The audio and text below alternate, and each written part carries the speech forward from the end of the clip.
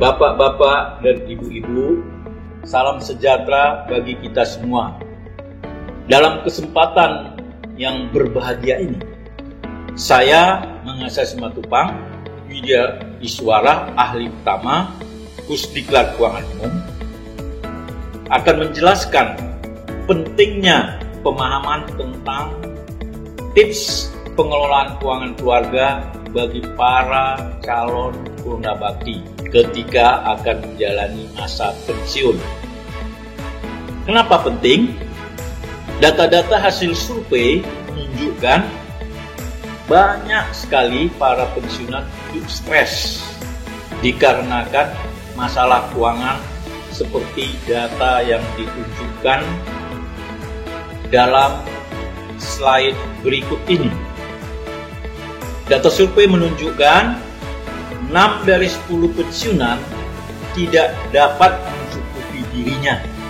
Berikutnya, data menunjukkan 85% manula hidup tergantung anak. 10% terpaksa tetap bekerja. Hanya 5% yang bisa hidup mandiri.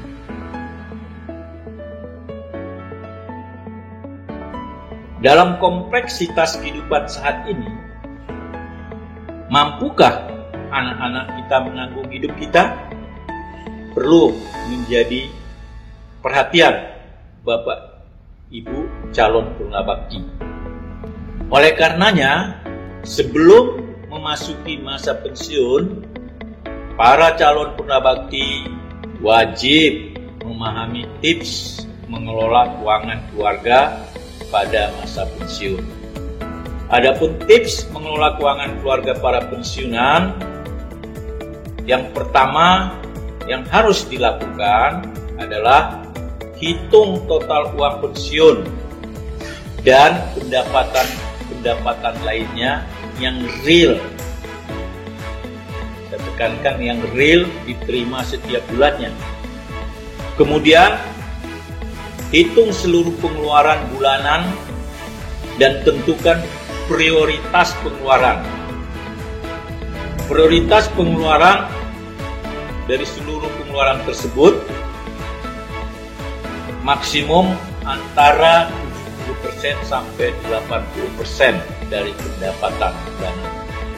Setelah itu dilakukan, maka lunasi seluruh hutang-hutang. Sisihkan dana darurat dalam rekening terpisah yang besarnya 6-12 kali biaya bulanan. Tips berikutnya yang harus juga diperhatikan, mengikuti program asuransi. Prioritas yang diikuti adalah asuransi kesehatan dengan budget minimal iuran pembayaran premi 5% dari pendapatan. Baru selanjutnya tentukan investasi, buka usaha agar mendapat keuntungan setiap bulannya. Berikutnya menabung, sisihkan 10% dari pendapatan bulanan. Perlu dipahami, penyisihan dana darurat sebagai patokan yang ideal adalah 3-6 bulan pengeluaran bulanan, di mana kurang dari 3 bulan dianggap sebagai kurang ideal, atau lebih dari 6 bulan dianggap kurang ideal. Terkait dengan asuransi, mengingat para pensiunan secara umum sudah tidak menanggung anak-anak lagi, maka prioritas program asuransi sebaiknya program asuransi kesehatan, bukan program asuransi jiwa. Tujuannya untuk menutupi biaya pengobatan yang diperkirakan sangat besar apabila sewaktu-waktu terkena sakit penyakit yang kronis dan waktu penyembuhan yang cukup lama. Terkait dengan mengelola hutang, perlu dipahami bahwa utang bukan buruk selama digunakan secara bijak. Utang ada dua macam, utang produktif dan utang konsumtif. Utang keperluan yang tepat bernilai produktif. Utang yang dipergunakan dengan keliru akan membuat terlilit beban berat atau disebut juga utang konsumtif. Kiat kemampuan membayar utang yang ideal adalah sebagai berikut. Membayar total utang tidak boleh melebihi 35% pendapatan bulanan. Minimum 20% untuk utang produktif, lebih besar dari 20% lebih baik. Maksimum 15% dapat dipakai untuk utang konsumtif, lebih kecil lebih baik. Berikutnya, para purna bakti perlu melakukan investasi.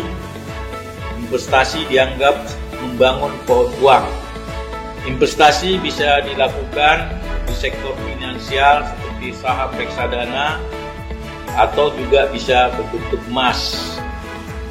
Investasi juga bisa berbentuk properti, sektor hutan, kontrakan, kos-kosan, sektor bisnis, dan sebagainya. Tapi harus diingat Bapak, Ibu calon purna bakti, menabung atau menyimpan uang di bank bukan investasi. Lo Keng Hong, investor saham Indonesia yang dijuluki Warren Buffett-nya Indonesia, menyatakan menyimpan uang di bank membuat kita miskin secara pelan-pelan karena nilai uang kita semakin hari semakin turun. Demikian uraian singkat pentingnya memahami tips mengelola keuangan keluarga di masa pensiun. Semoga bermanfaat. Wassalamualaikum warahmatullahi wabarakatuh. Sekian, terima kasih.